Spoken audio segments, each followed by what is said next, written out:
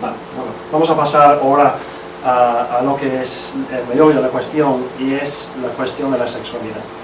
Dentro de este fermento revolucionario, dentro de este proyecto de cambiar vidas e ideas, los libertarios desde finales del 19 habían propuesto cambios en lo que era la estructura familiar, por ejemplo. Abogaban, en vez del matrimonio legal, por el amor libre. Es decir, dos personas, hombre y mujer, luego veremos en la heterosexualidad en un momento, hombre y mujer, que se pudieran juntar primero para crear un hogar decente, con el amor de verdad entre dos personas, pero lo más importante era que esa relación se podía establecer fuera de la influencia de instituciones ajenas como la Iglesia y el Estado.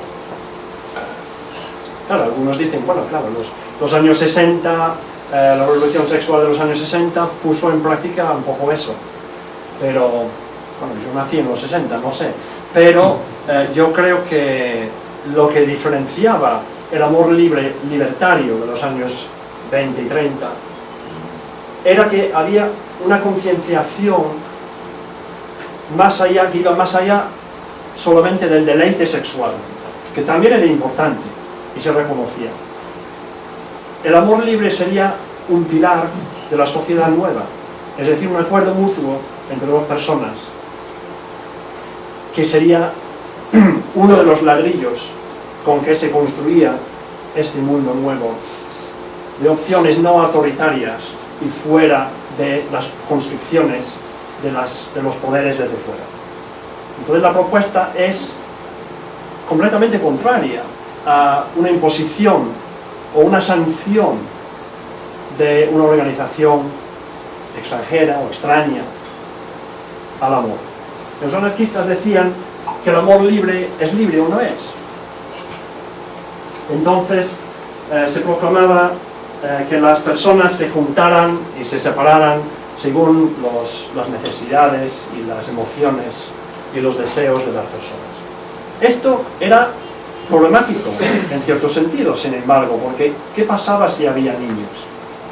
Muchas veces se olvidaba un poco la cuestión de qué pasaba con los niños, y muchas veces eran las mujeres las que quedaban con los niños, mientras el hombre se iba a buscar otros placeres sexuales, ¿no? Entonces yo creo que es una cuestión que podemos considerar después, hasta qué punto esa masculinidad casi machista perdura y qué podemos hacer para combatirla, ¿no? Pero también había, al lado del amor libre, que eran círculos pequeños, pero se abren, como en La Protesta, aquí, el periódico La Protesta, se abre La Protesta, o se abre Solidaridad Obrera, o Tierra y Libertad, y casi en cada número vais a encontrar un artículo sobre el amor libre, o sobre la emancipación de la mujer,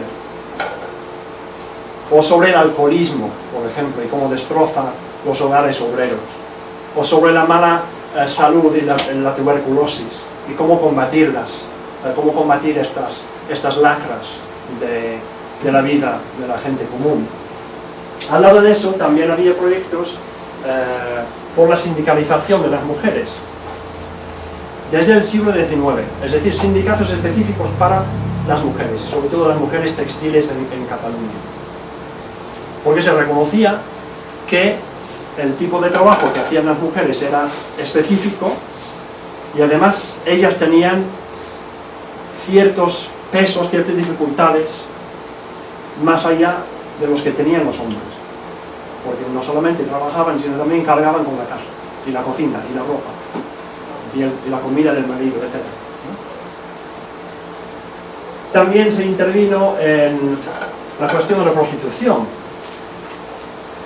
que yo creo que cuando lo examinemos va a parecer tal vez un poco criticable desde los ojos de hoy, sobre todo que hoy hay un discurso no digo a favor de la prostitución, pero a favor de considerar la prostitución como un trabajo, como, entre comillas, cualquier otro. Los anarquistas españoles en los años 20 y 30 pensaban que la prostitución era algo completamente, ¿cuál es la palabra? Denigrante, gracias. Denigrante, y que las mujeres se podían emancipar de la prostitución y que los hombres no deberían participar en ello. También el combate contra las enfermedades venéreas. Los anarquistas producían folletos, daban charlas, que también es otra cuestión. La tradición oral del anarquismo en España, como aquí, era muy importante, porque muchos obreros eran analfabetos.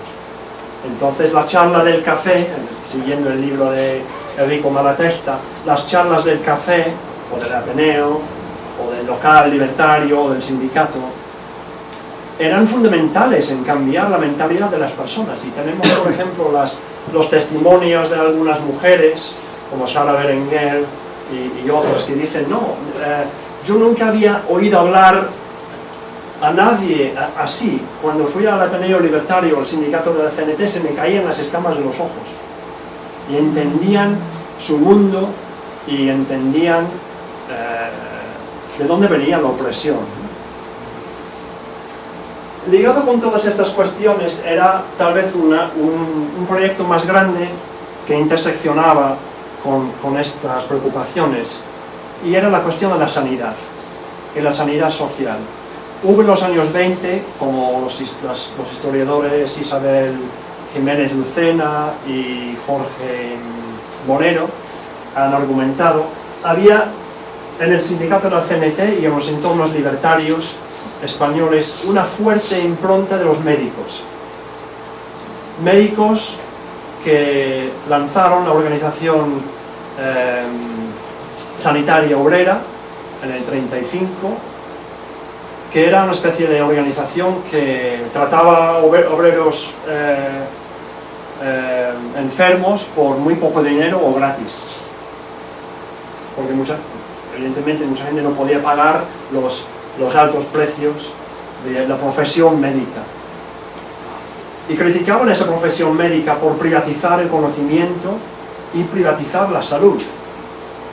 Entonces vemos como los IWW en América decían que los anarquistas estaban creando un mundo nuevo dentro de la cáscara del mundo viejo.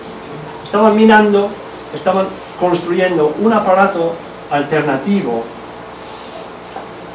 que en su día, con la palanca revolucionaria, con el timbre revolucionario que sonó en julio del 36, pues se pondría en marcha. Era la idea. Y entonces la sanidad social de los libertarios analizaba la cuestión de la tuberculosis, la cuestión, como decía antes, de las enfermedades venéreas, la cuestión de las enfermedades infecciosas, ¿no? Entonces, yo creo que lo que he intentado dibujar hasta el momento es una intersección, no siempre completa, no siempre armónica, pero una intersección entre un gran movimiento sindical que tenía un fuerte impulso económico, la organización sindical en la empresa, y otra corriente, digamos, más cultural, más sanitario, de cambio de vida y cambio de mentalidad. Pero lo que estoy haciendo ahí es un poco injusto, porque realmente no hubo una separación. Lo más interesante tal vez del movimiento libertario, en contraste con los movimientos marxistas, es que no había esa diferenciación, no había ese divorcio entre el mundo cultural y los avances económicos, entre el mundo sindical y el mundo cultural. Los ateneos libertarios o los sindicatos de la CNT tenían todas estas tendencias dentro.